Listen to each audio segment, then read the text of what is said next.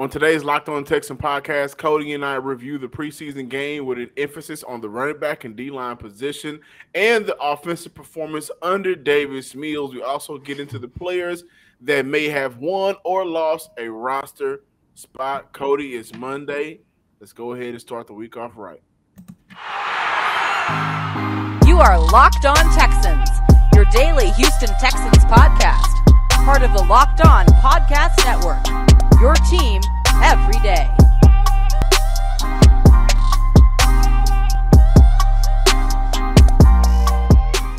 Welcome, everybody, to the Locked On Texan podcast, a part of the Locked On Podcast Network, your team every day. Today's episode is brought to you by Bet Online.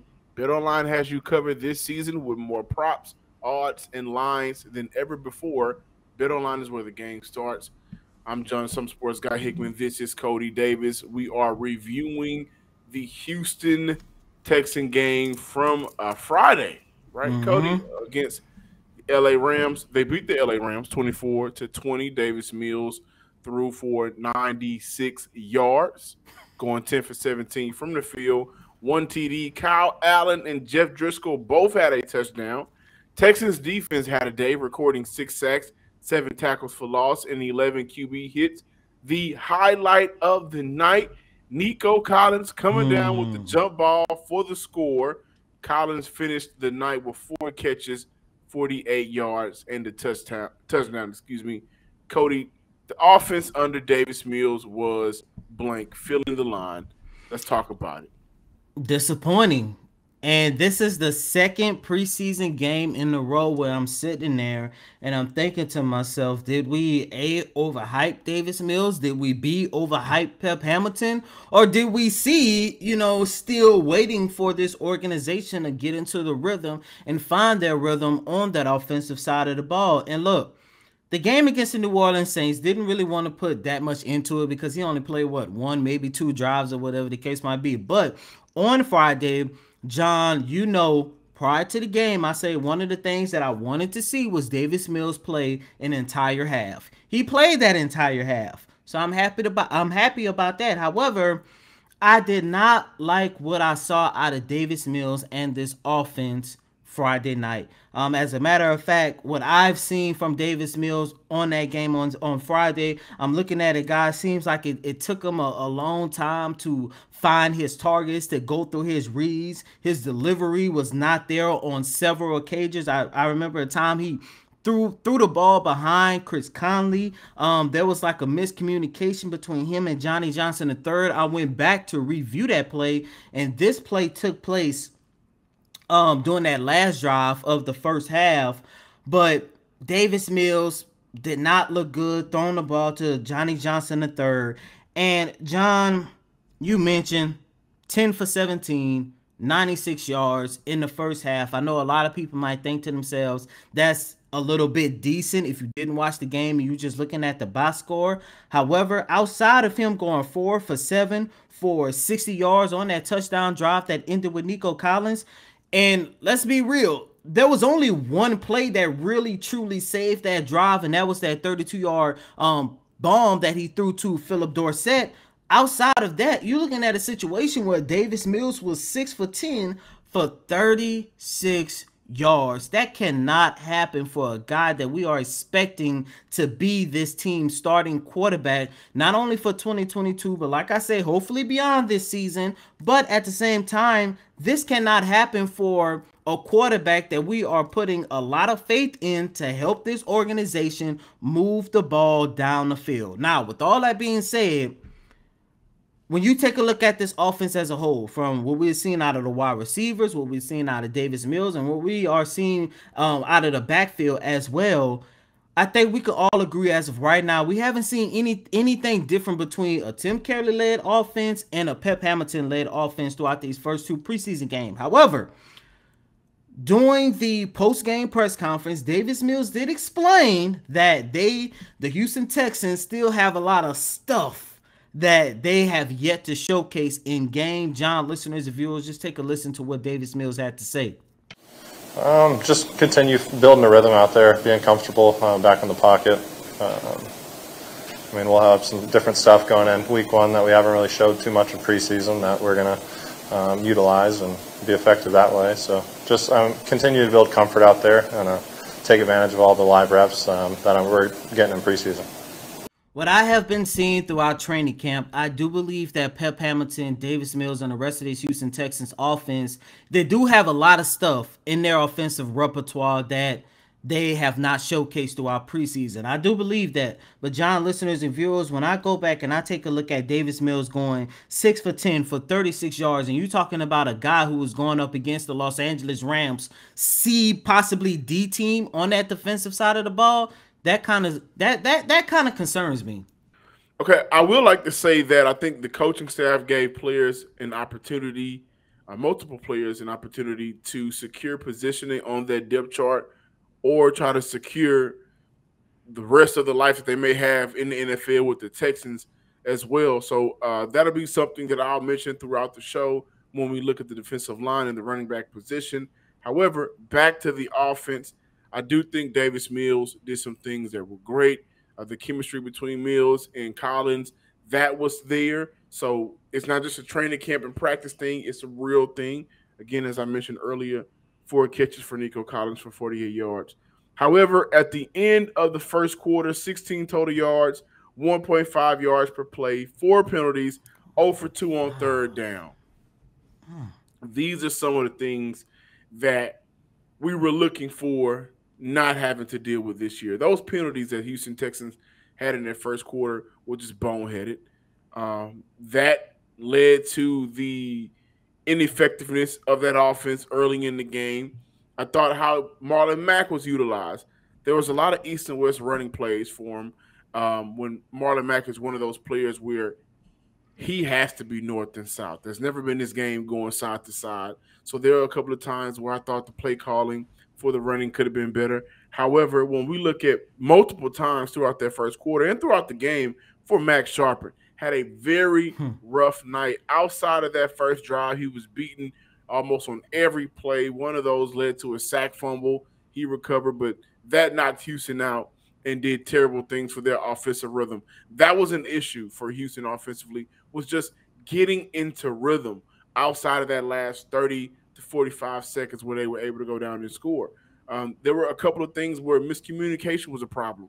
For Chris Conley, there was a play where I felt like he could have maybe helped out Davis Mills a little bit more by just driving back to the ball. Davis Mills put that ball right on the money, and it just the pass wasn't completed.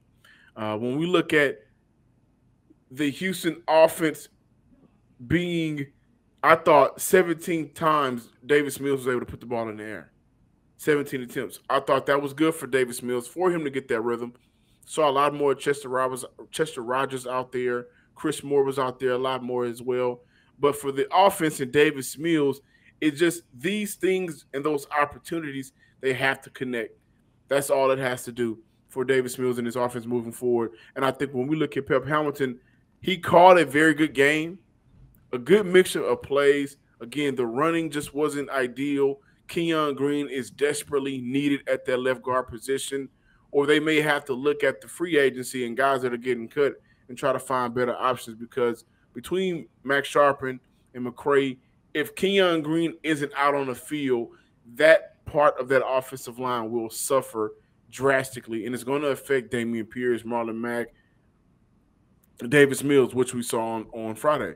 But the offense was stale at times until the last, again, 30 seconds where we were able to see a dot from Davis Mills connecting with Philip Dorsett. Hell of a play by Philip Dorsett, which led to Nico Collins getting that big, jump ball, came down with that. Houston had the opportunity to move the chains, and they just didn't. You saw how important Brandon Cooks is to this offense, how if he's on the field, some of those plays are getting made when they weren't made. And you also saw for Houston why it's very important for them, I think, still to go out there and find another receiver, another weapon for this Houston offense, because who they had on the field just wasn't cutting it. I think when Brandon Cooks actually does play, we'll see more of some Cooks and Nico Collins and Jalen Camp. I think that'll be a good formation out there for Houston at times. Philip Dorsett had a very good game, but The theme I thought from this offense was the lack of rhythm they were able to create throughout the game. And I think that is what we were looking for. We just didn't get a chance to see it. Really quick before moving on, John, I want to ask you this question as well.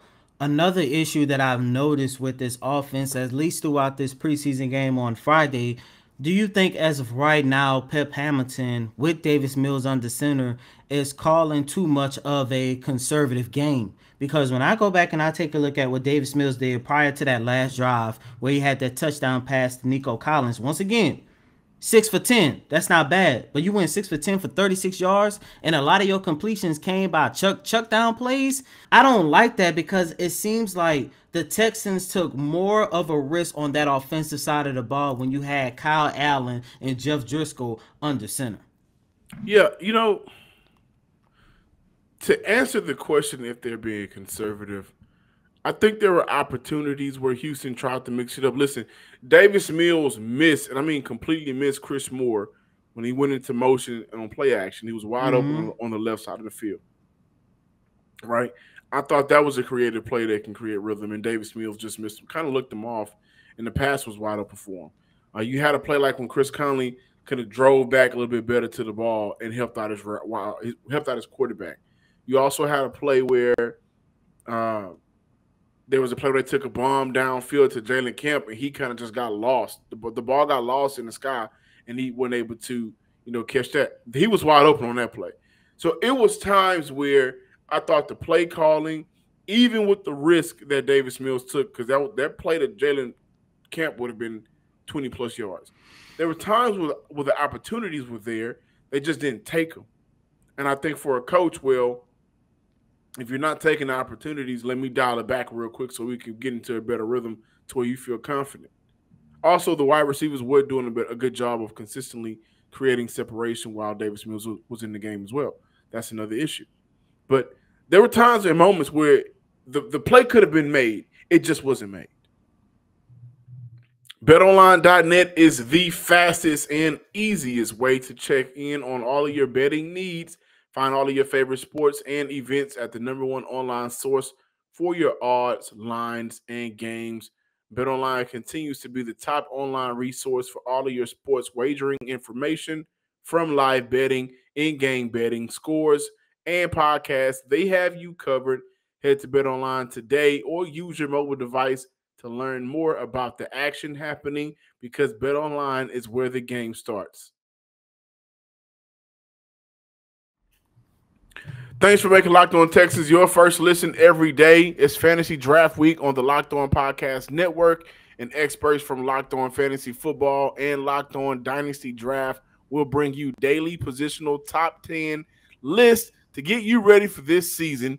Find Locked On Fantasy Football and Locked On Dynasty Football on YouTube or wherever you get your podcasts. Well, it's just that we feel like we have depth at the on the defensive line, especially at the defensive end position, and so it's good to see them. And you're going to need them, throughout. Thought they finished it off well, getting decent pressure, but we have depth there. Yes.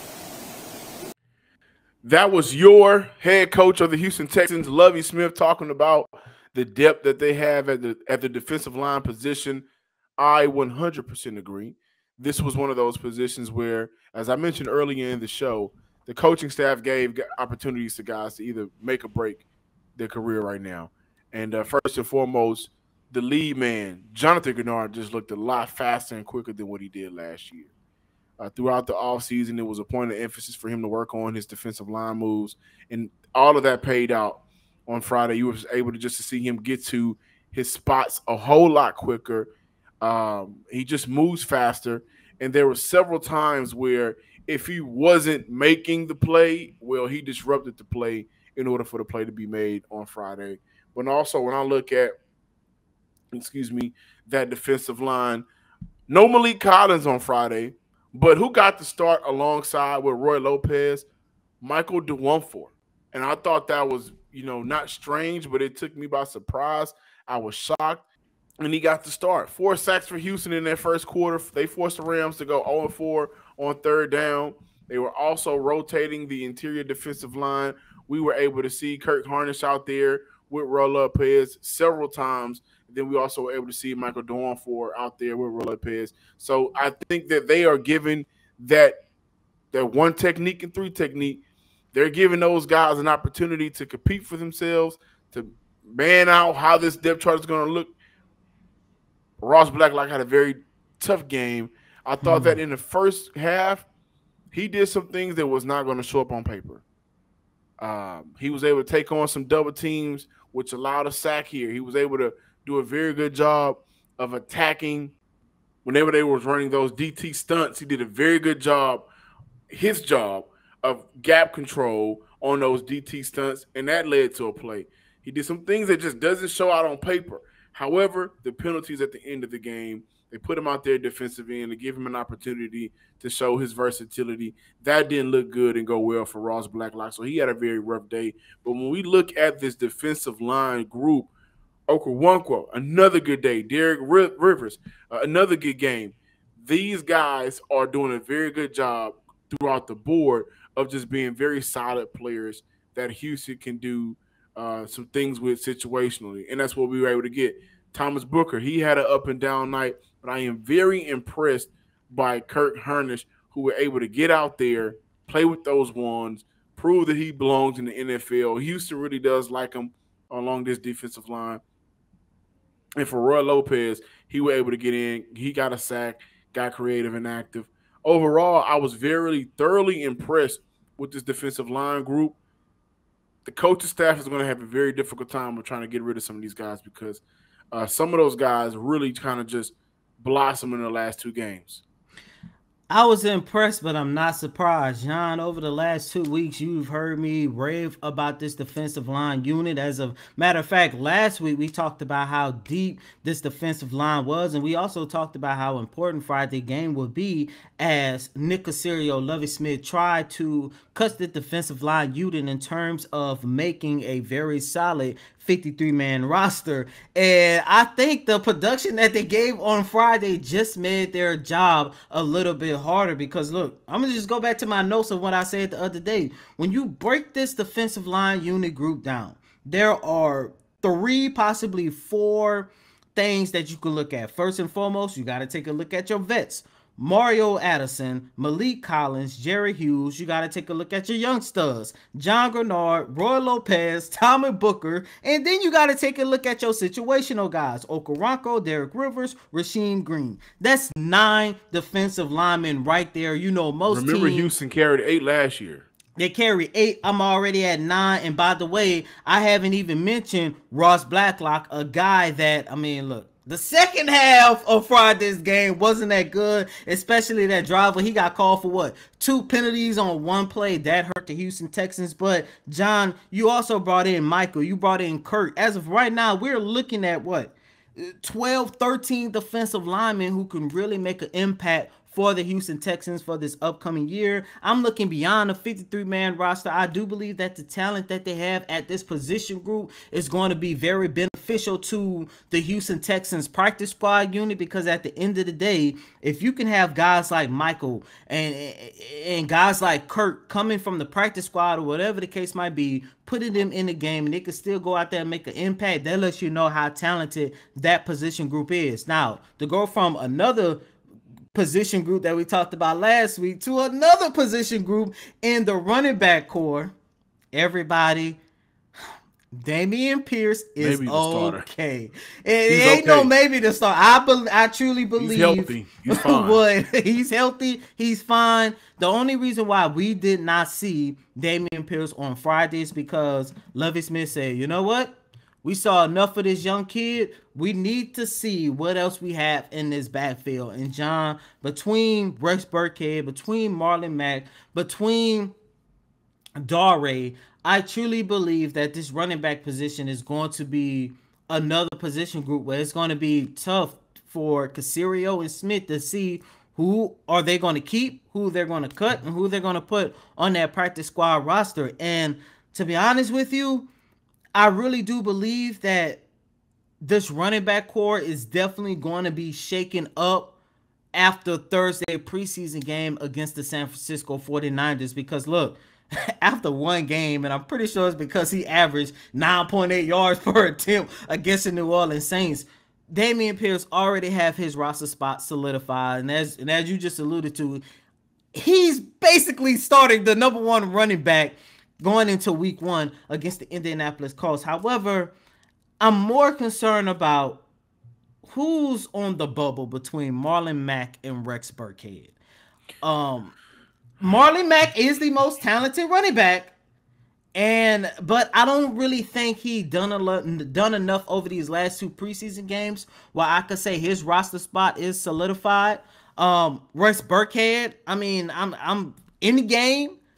I'm seeing the same Russ Burkhead that we saw last year, a guy that didn't really provide the Houston Texans enough in the backfield. However, we do know his relationship with Nick Caserio. We do know he is one of the top veterans, one of the top leaders for this organization. And of course, when you take a look at Dare, I mean, this is a guy I truly believe that's going to be very beneficial as a pass catcher coming out of the backfield. So John, when you take a look at these 3 running backs, like, who do you believe is on the bubble and who shouldn't be a part of this 53-man roster after this final preseason game on Thursday night?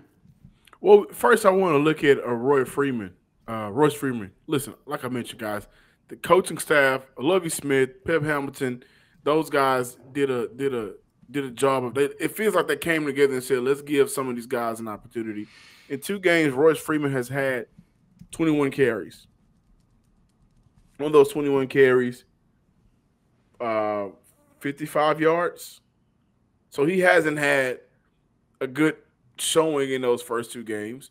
They've given him the opportunity to do so. He is out there with 3rd and 4th stringers who may or may not make the team, or Houston may or may not keep around at all. But I think he's a player who's on this depth chart currently. He won't be a part of Houston moving forward. Out of Marlin Mack and Rex Burkhead, of Marlin Mack, let me say this. I think if he's going to be used consistently, again, make sure that he is a north and south. The stretch plays are not his forte. It's not working, especially when the interior offensive line, cannot get to their man and get to their point and move a guy out the way. That was an issue. There was a stretch play where right off the snap, I'm like, Max Sharpen, what are you doing? And he got beat terribly. And that led to Marlon Mack not being able to go anywhere, right? Marlon Mack is a player that 1 foot in the ground go. I thought that there was a cut that he could have made on one of those plays where if he would have cut back left, there was an opportunity for him to get a first down, maybe even more. Those are the opportunities that I think Marlon Mack needs. However, he's been more active than Rex Burkhead. Rex Burkhead has done things that don't show up on paper, like good chip blocking. Yeah, good chip block off the edge. Good job. He had a couple of catches here and there, had a couple of carries in the first 2 games. But overall, if you're asking me, then yes, it should be Marlon Mack. Marlon Mack is your veteran-style running back that fits what you have in Damien Pierce, who just may be RB1 when the season starts. He should be.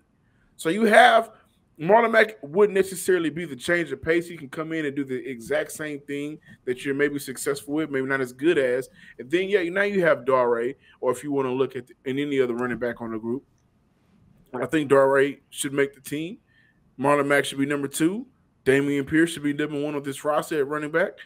I think they still may end up carrying 4 running backs because they may not want to get rid of Rex Burkhead. I'm looking at this from a standpoint. Remember, this was a big talking point last year. What they carried like 5 running backs last year, and everybody was like, "Why?" But I don't think it would be in the Texans' best interest to carry 4 running backs. I agree with you. I think it should be 3. Pierce, of course, running back number 1. Mack, running back number 2, and of course, you got Dare. I feel like if this organization keeps Rex Burkhead a part of this 53-man roster, then that means it's going to leave the Houston Texans short, possibly at the wide receiver position. And that is a position, like we say here almost every single week, given the loss of John Mechie, they need to make sure that they carry a lot of guys at that position group. Because look, as of right now, outside of Nico Collins and Brandon Cooks, This is a I position thought groups Philip that Dorsett need. had a very good show. Yeah, I was actually Friday. saving Philip Dorsett for our conversation for the last segment, but for the sake of this argument, I'm gonna add Philip Dorsett to this equation. Outside of those three wide receivers, who else do you have? Everybody else hasn't been consistent, or they haven't really shown anything yet. When you take a look at a guy like Chris Moore, Chris Conley, those are guys who haven't really shown anything yet. When you take a look at guys like Johnny Johnson III, that is a guy, last week against the New Orleans Saints was really good. This week against the Los Angeles Rams, he really didn't show much. So that's that consistency problem. Like, I just feel if you keep Russ Burkhead, you're going to be robbing the Houston Texans from a guy at a position group, i.e. wide receiver, where you can add somebody that's going to be a little bit more beneficial than what Russ Burkhead is going to be able to bring to the table. Hey, guys, sometimes we know you can be out hanging with some of your friends, putting a few drinks back. A few becomes a few too many, and as the evening comes to an end and people start to head out, you think of calling for a ride. Nah, you live nearby. You can make it home. It's okay. No big deal. Well, what are the odds you'll get pulled over anyway? Even so, what's the worst that could happen? Your insurance goes up, you lose your license, you lose your job, you total your car, or you could kill someone. Everyone knows about the risk of drunk driving. The results are tragic and often deadly. However, that still doesn't stop everyone from getting behind the wheel while under the influence. That's why police officers are out there right now looking for impaired drivers on our road to save lives. So, if you think you're okay to drive after a few drinks, think again, play it safe, plan ahead to get a ride. It only takes one mistake to change your life or someone else's forever. Drive sober, don't get pulled over.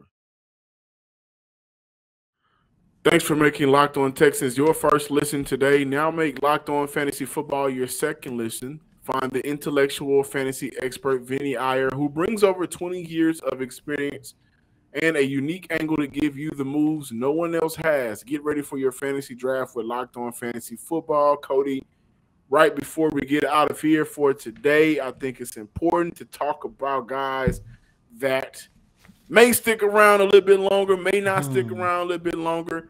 Let me say this. There's a young man out of the 409 who I think deserves a roster spot. Safety, Graylin Arnold. He's been playing great for Houston throughout camp and throughout these first two preseason games. What shows and pops out to me, Cody, is his willingness on special teams. Like, he's out there making plays as a special teamer. Will he be a starter? Maybe not. But if we can get him out on the field, he can go down there and make some plays for Houston on the special team. That'd be great. He had 6 total tackles on Friday, 5 by himself. He also did a very good job of playing that safety position as well. Played better than Eric Murray. This isn't a get Eric Murray out of town set, but I'm just saying, Graylin Arnold, who is not too far from Houston, just told you guys his area code. He did a very good job on Friday. Also, another player, Kirk Hernish, he keeps guys, if you just know that this coaching staff, who likes him, is keeping around not because they like him, just off because they like him.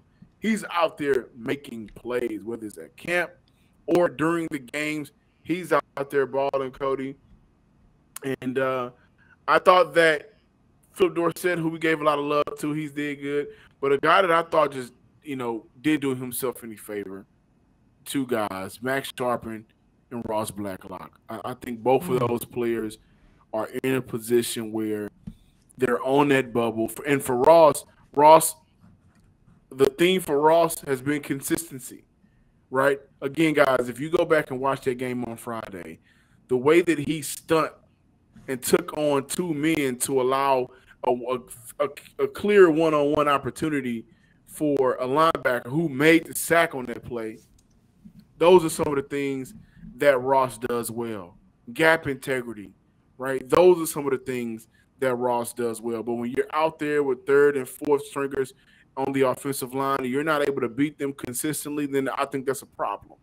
So I think in that second half, some of the things that he does well that doesn't show up on paper, that stop happening. And then eventually some of those stats have to show up on paper, and that's not happening at all as well.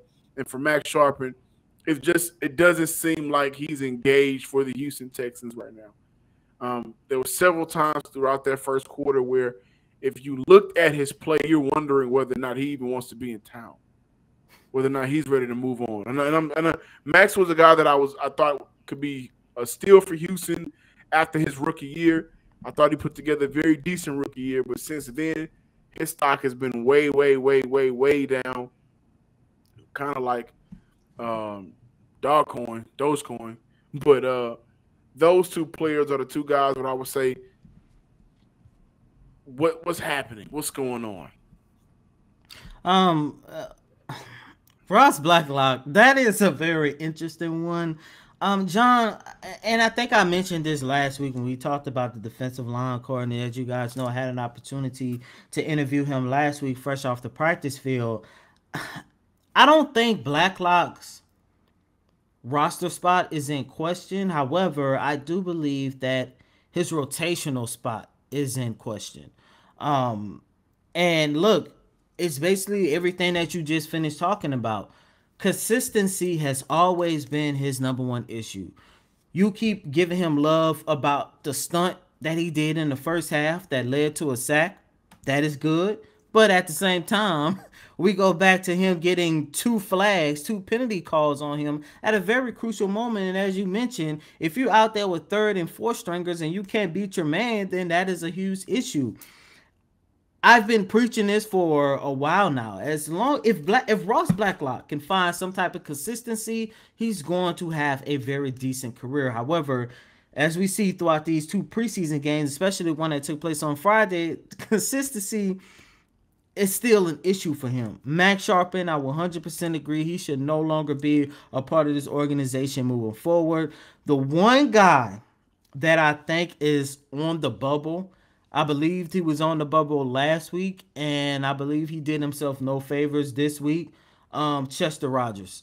I haven't seen nothing from Chester Rogers. I know he had that one return where he went for 15 or 20 yards, had put the Houston Texans in great field position. However, outside of that, I haven't seen much from him. He also he fumbled right at the goal line that put the Los Angeles Rams at great position to score a touchdown, and I haven't seen much from him as of right now. The Houston Texans did place him on the injury reserve list as of right now. So, I mean, once again, Chester Rogers, we know why the Houston Texans signed him, because of the loss of John Mechie. However, the fact that you did not have a good preseason game, the fact that you have yet to stand out to anybody throughout training camp and practices, now you're injured again, and we're not even at the start of the 2021 campaign. And also,